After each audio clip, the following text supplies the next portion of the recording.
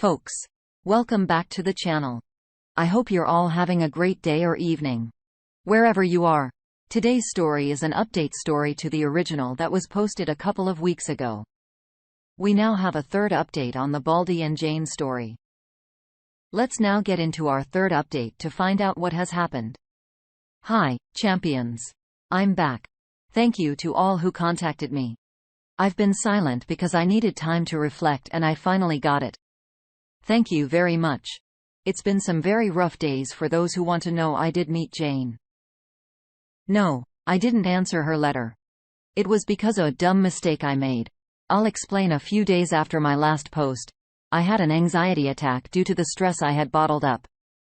According to my therapist, my life had a 180-degree change and my mind hadn't had time to adjust.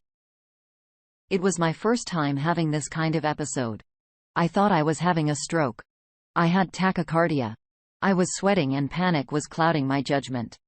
My coworkers dialed for an emergency and an ambulance came for me. If I hadn't been so scared, I'd have enjoyed the ride. I was so very sure that at any moment I'd croak. The paramedic repeated to me, "Mr. You're having a panic attack. Everything is going to be fine." I tried to focus on his words, but I couldn't. My only thoughts were, I'm going to die at the hospital. They sedated me and I started to feel better and sleepy. I could answer questions. The doctor asked for my name, my age, and what day it was. I could answer correctly until I passed out when I woke up. Guess who was next to me? Jane. I forgot to take out her name and number from my emergency contact. I was very confused due to the drugs. I smiled at her and said, "Jane." She was sitting reading a book, and when she heard me, she jumped off her seat and approached me. She had tears in her eyes and told me, "Hello, my love. You really scared us." That's when everything came back to me. I stopped smiling and asked, "What are you doing here?" I tried to sit, but my body felt numb and clumsy. She shushed me and told me, "Take it easy, no sudden movements. I'll get the doctor." She kissed my forehead and left. I wanted to evade the kiss, but also my reflexes were numb. That kiss felt so familiar. But I know it has been more than a year since she kissed me with sincere love while she was gone. I saw around me. I was in a big room with 6 other beds, 4 of them with patients. They were all separated by curtains to have privacy. I also noticed I wasn't wearing my clothes but a hospital robe. A few minutes later, she came back with the doctor. I had slept for 26 hours. The doctor explained all about the anxiety attack I suffered. He asked me if I stopped taking any meds. But Jane and I answered almost at the same time, "I don't." He doesn't take any meds. I hate how well she knows me. The doctor told me the episode came from heavy stress or sudden change in my life, or both. I glanced at Jane, but she had her eyes. He ordered some days off to reflect and get some therapy. I told him I already had therapy. But the doc said I needed to see a psychiatrist. My therapist was a thanatos and psychologist, so she couldn't prescribe med.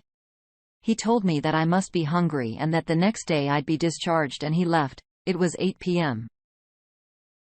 So Jane had another hour until visiting hours were over, and she didn't look like she wanted to leave.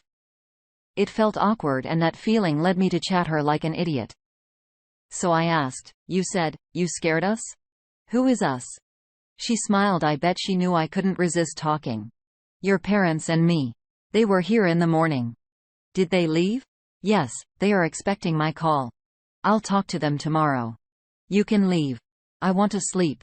"But your dinner, it's almost here." When the doctor mentioned I must be hungry, my stomach grumbled. I hadn't eaten anything for 26 hours. A few minutes later, a veteran nurse came with a tray on a cart. She asked Jane to manipulate the bed, so I'd be in a sitting position to eat.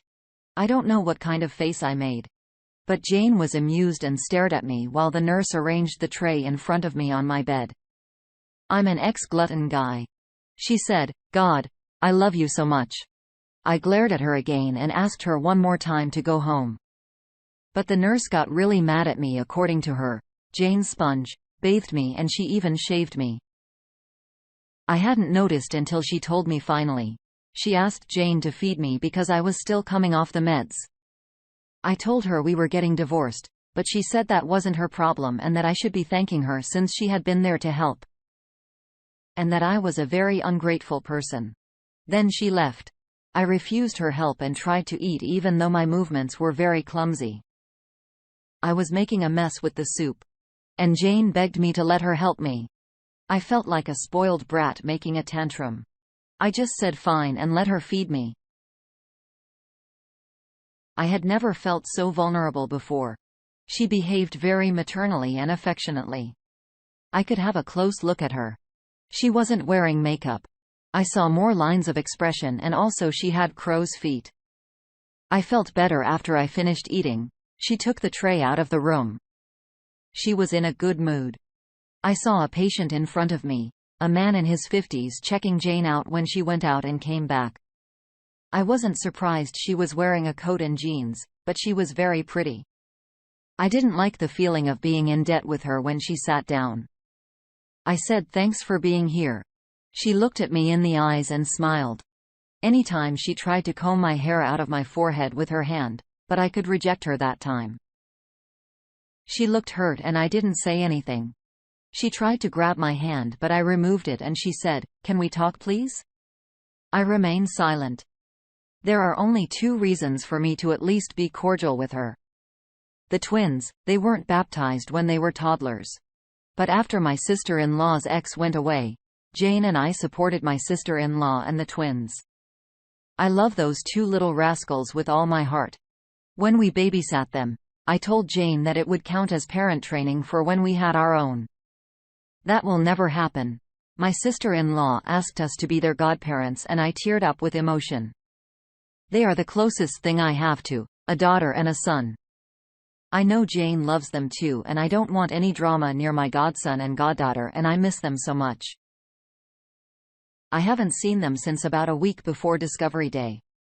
Also, I haven't spoken to them because I was avoiding Jane. So I told her, "Okay, let's talk in the condo, contact you soon." She offered to take me home the next day when I got discharged. I told her no. I would ask my parents to come for me and I'd see her again in the condo. I wanted to talk to my parents. She noticed I was looking for my clothes. She opened a cabinet next to my bed and gave me my phone. I looked at her suspiciously and she made her guilty face again, meaning I am sure she snooped on my phone and she admitted it. We didn't utter a word. That's the language we developed after being married for 11 years. I didn't care if she snooped. I had nothing to hide.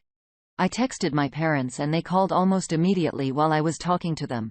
The same old nurse told Jane visiting hours were over. She wanted to say goodbye, but I ignored her.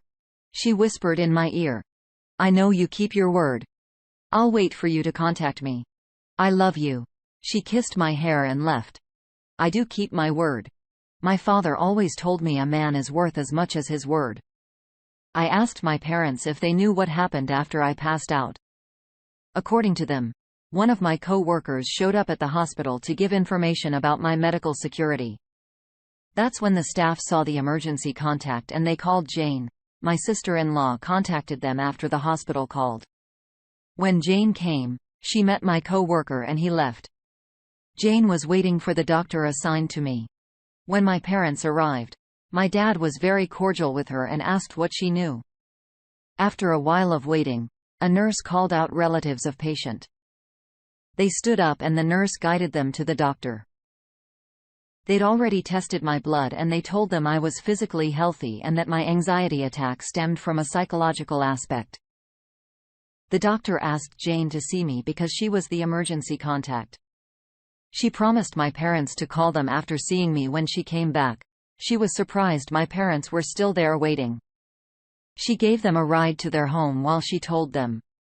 She helped the nurses to undress me and put the hospital robe on. They didn't talk about our divorce. My parents thanked her for the ride and agreed to visit in the morning and that she'd switch with them in the afternoon around 1 o'clock. Also, I called my sister-in-law to thank her for calling my parents. Luckily my godchild were still up and I could speak to them. They were drawing get well soon cards for me. I promised to visit next weekend. The next day was Thursday. I was discharged from the hospital. My parents took me to my new home a week before my panic attack. I started moving to my new place. I took my personal belongings. Everything else would stay in the condo. I'd rent it as fully furnished. Luckily, there are 3 universities nearby. I know there are students who would kill for a place like mine. I've already bought the basic furniture, a refrigerator, a stove. I have to learn to cook my meals from now on: a bed, a table with chairs and a desk, cleaning tools. I felt thrilled for the first time I could call that little apartment my own place. I bought a nice warm jacket for Mr. Pete. I gave it to him, thanked him for his help and told him I would visit from time to time. I didn't attend my neighbor's dinner. I don't feel like dating yet. I think I need more therapy. And to do some more healing at my new home. I reflected on my goals for my meeting with Jane. I concluded I needed closure to understand her actions, to make her understand there was no possible reconciliation, and to end things amicably. I would divorce her and move on. But I don't want to lose my in-laws, my sweet and incoherent mother-in-law, my stubborn and strong sister-in-law and her twins who I love. I don't want to miss their birthdays and future achievements. I want to be at least cordial with Jane. Work. My boss gave me 5 days off. Starting the next week. I didn't want to stay in. So I went to the beach. It really helped me to be away from everything and rest. I realized I do love my wife. But the chubby one. The one who got excited when Pizza Fridays arrived. The one who I married 11 years ago. The one who supported my dream and hopes. The one who hugged me when life got rough. I don't know what happened to her. Did vanity kill her horniness? No idea. But I loved my wife deeply. And the one who betrayed me is not my wife. Here are my thoughts on the situation with the stress you are under. This was bound to happen. The panic attacks you've been experiencing have been caused by knowing your wife has cheated on you. This has created insurmountable pain on you and has caused a lot of stress as well. I'm glad to hear that you're doing better and hope you can continue to recover from them. As far as your wife goes, she needs years of treatment and counseling. Your mind seems made up. I will not judge you if you do not keep your decision to divorce. The thing is, chances of you two reconciling are slim at best. Now, as to your sister-in-law's kids, you and Jane not reconciling and keeping an amicable relationship with her while keeping it good for the kids is going to be a gauntlet to navigate. You need to see Jane and get your closure. I then suggest that you take that promotion, travel the world. Keep your relationship with your niece and nephew through a screen. Do this until you are more emotionally stable and the divorce is final. Jay may turn out to be the only wayward wife who actually shows unconditional remorse. I wish you the best of luck with your situation. Thanks for taking the time to listen to today's story. Don't forget to like and subscribe if you haven't already done so, and comment below on what your thoughts are on today's story. If there's a story you would like to share with me about your own situation,